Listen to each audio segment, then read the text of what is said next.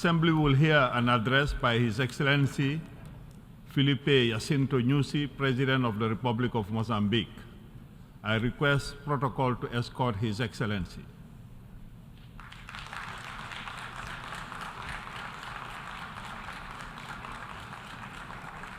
On behalf of the General Assembly, I have the honor to welcome His Excellency Filipe Jacinto Nyusi, President of the Republic of Mozambique, and to invite him to address the Assembly.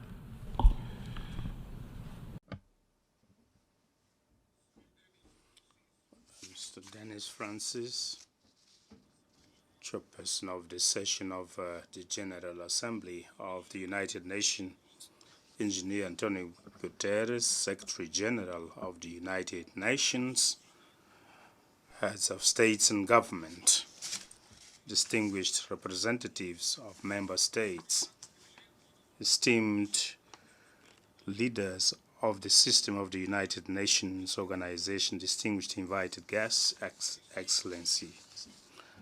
I begin my remarks by extending on behalf of the people of Mozambique our heartfelt condolences to the peoples of the sisterly nations of Morocco and Libya for the tragedies that befell these two sister African countries.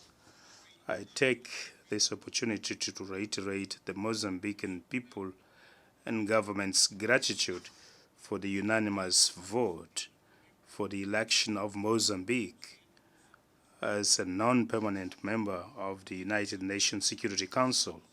Our participation at the Security Council has enabled us to share our experience in peace building and national reconciliation, thus contributing towards fostering international peace and security. Mr. President, Your Excellencies, in September 2015 at this very hall, we adopted the Sustainable Development Goals that encapsulate the Agenda 2030. As leaders, we committed on behalf of our peoples the commitment to reduce poverty in 16 key areas and establish a better world for all without leaving no one behind. The progress report that we considered yesterday at the high-level panel shows clearly that the world continues to be faced with various interconnected crises that undermine the delivery of the Agenda 2030. Indeed, the COVID-19 pandemic crisis, natural disasters arising from climate change, and armed conflicts, including terrorism and violent extremism, causes millions of people to continue living under poverty without adequate food and without access to education, food, and health services. It is true that the adversities I have referred are a cause for regression in progress that we were making in the implementation of Agenda 2030 since 2015. However, the main reason for lack of success of this agenda remains the absence of trust and solidarity between those who have a lot and those who have little or almost nothing at all. Even among those who have a lot, rather than building trust and solidarity, they spend their resources in investing in a competition fueled by trust. Therefore, I commend Your Excellency Dr. Dennis Francis, chairperson of this session, for the theme you have suggested to us on rebuilding peace, revitalizing global solidarity. It is a critical theme to realize Agenda 2030 on sustainable development towards peace, progress, and prosperity for sustainability of humanity. Your Excellencies, in my statement, I'll try to focus attention on peace and security, counter-terrorism, climate change, energy transition, blue economy, and environmental conservation in tandem with the theme of this General Assembly. On peace and security, various regions of the world grappling with the vicious cycle of armed conflicts and instability, particularly in Africa. Thousands of precious lives are lost. The number of refugees and internally displaced persons have increased to more than 50% in the last year, despite multilateral efforts of several peace initiatives at the United Nations Security Council level and regional organization. War in Ukraine and other regions prevail and endanger peace, security, and global economy. My own country, Mozambique, experienced cycle of armed conflicts, sometimes triggered by forces alien to national interests, but its settlement has been possible only based on constructive dialogue founded on trust and mutual respect. That is how we adopted the new Provincial Decentralization Act, now under implementation, and in August 2019, we signed the Peace and Reconciliation Accord, also known as Maputo Accord.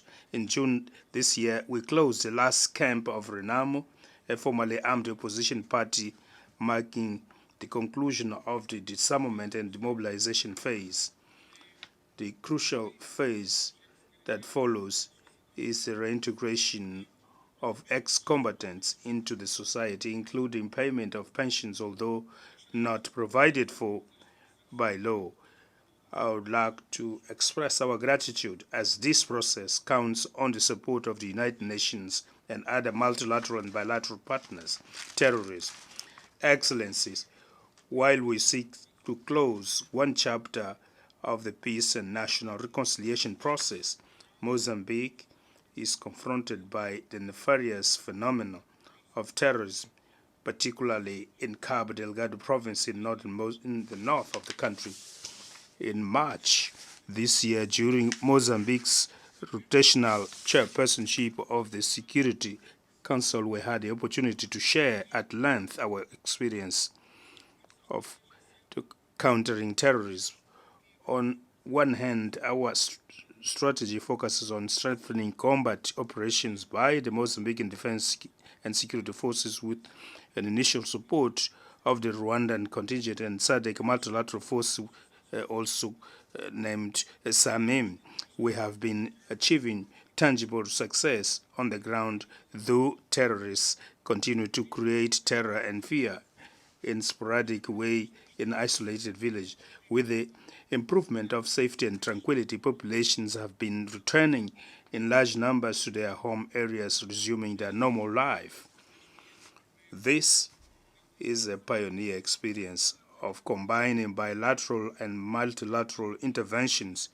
It is also an example of solution of African problems, first by the Africans themselves.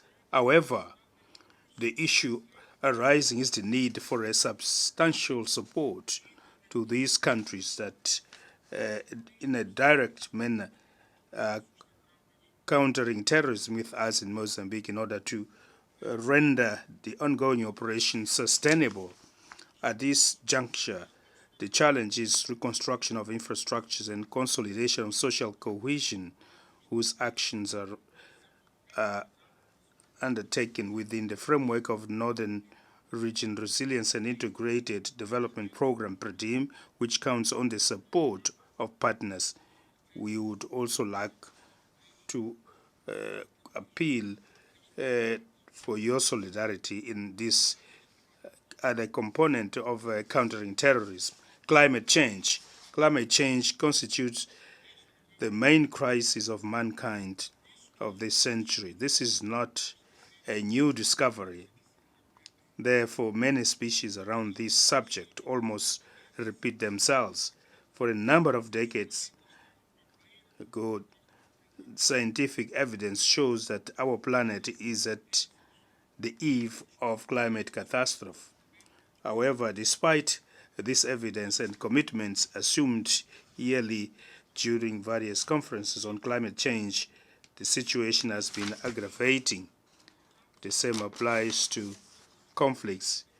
The cause for climate change is lack of confidence or trust, solidarity associated with selfishness of some countries. Countries that pollute. The enriching of these countries is costing the price of disgrace for countries that contribute less with pollution that coincidentally are the poorest country.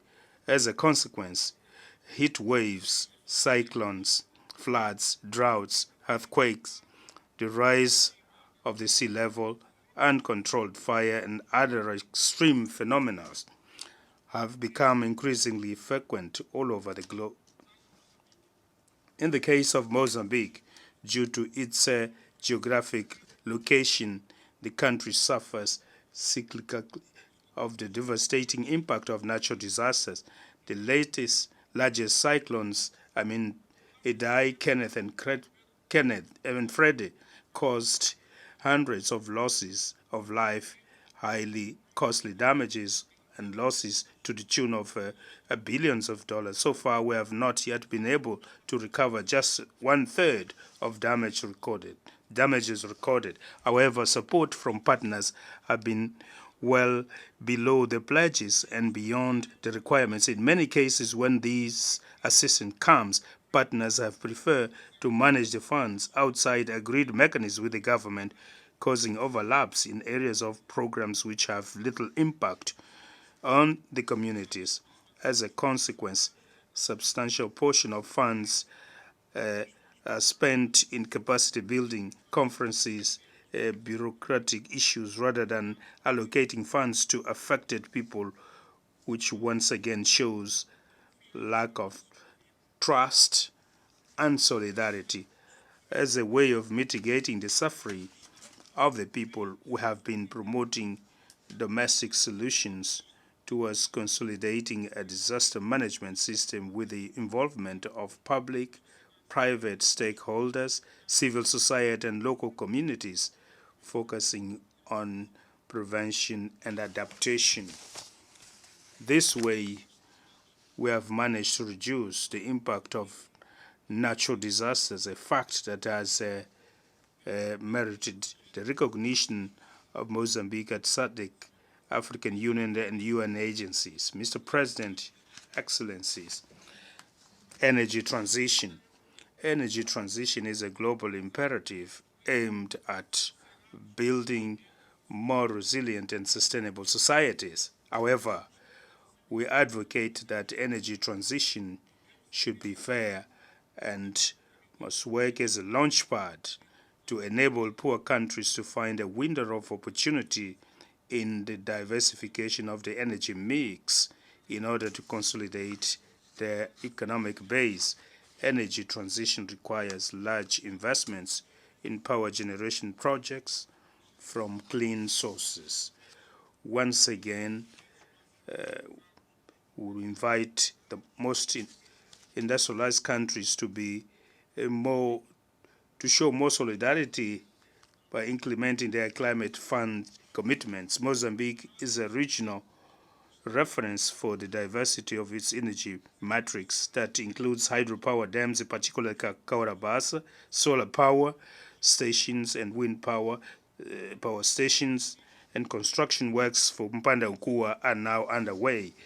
Last year, Mozambique joined the group of liquefied natural gas producing and exporting countries, an important step towards accelerating energy transition. Currently, the energy sector is dominated by hydropower, with a capacity of 2,172 megawatts, solar with 95 megawatts, gas 441 megawatts, and diesel with 120 megawatts, with the possibility of operations of Temane Thermal Power Station over the last quarter of 2024, with the capacity of 450 megawatts, and with a longer maturity cycle, the new Mpanda Nkua hydropower station with a capacity of 1,500 megawatts to be generated by 2030. Likewise, Mozambique bets on the development of blue economy to optimize resources from the extensive exclusive economic zone along the coastline of 2,700 kilometers. Environment conservation. We are also a country with a robust environmental legislation that features major international conventions, including the Paris Agreement, the Convention on the Protection of Endangered Species Sites, among others. Within the framework of the nationally determined commitment NCD in 2021, Mozambique became the first African country to receive payments from the World Bank Fund for reducing emissions from deforestation and forest degradation. Last year, we launched a regional initiative on the sustainable management of the Miyombo forest that culminated with the adoption of the Maputo Declaration, which was endorsed by 11 SADC member states. Miyombo woodland is the largest tropical forest ecosystem of the world, where three species are predominant, which covers more than 2,574 kilometers along the Great Zambezi Basin across 8 countries of Southern Africa. Under this initiative, which intends to project nature, we count on the support of bilateral and multilateral partners in conservation of the Miyombo forest that can largely contribute to capture carbon on the planet. Excellencies, the challenges currently faced by humanity are huge. However, solutions are within our reach. We, the leaders present here, have the historic responsibility of saving the planet for the benefit of future generations. The priority areas requiring urgent actions are clearly identified with the matrix of already defined solutions, of which we highlight 3. First, we need to renew the political will and redouble efforts to accelerate the achievement of targets of Agenda 2030. We do not need to come up with analytical speeches. The most important is action by all of us with vigor and using available resources. Secondly, we have to intensify integrated policies with concrete actions to eradicate poverty, reduce inequality, preserve nature by empowering women, the youth, and other vulnerable groups. Thirdly, we must strengthen international partnership and multilateralism, taking the United Nations system as a basis. However, 78 years later, the world has experienced profound transformation that require deep reforms. I conclude by appealing for the existence of a more inclusive international financial system that is guided by transparent rules and mutually beneficial rules, where Africa participates as a partner that has a lot to offer to the world and not only a warehouse that supplies cheap commodities to countries or international multinationals, corporations that dominate the international market. To achieve this, we need to retrieve trust and mutual respect between states, which are the sacred principles of the United Nations Charter. Only with trust and mutual respect and solidarity we can build a better world of peace, safe and sustainable that deliver welfare for all. Thank you very much for your attention. On behalf of the Assembly, I wish to thank the President of the Republic of Mozambique for the statement just made, and I request protocol to escort His Excellency. The